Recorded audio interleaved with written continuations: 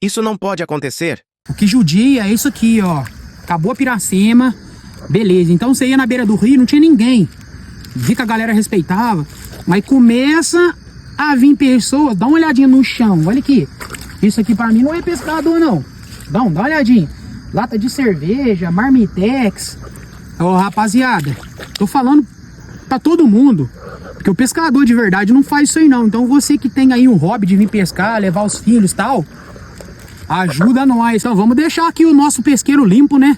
Vou catar, vou fazer mais uma vez. E se precisar, vou fazer várias vezes que for preciso. Então, por favor, ajuda o pescador. Aí, ó. Isso aqui é lixo.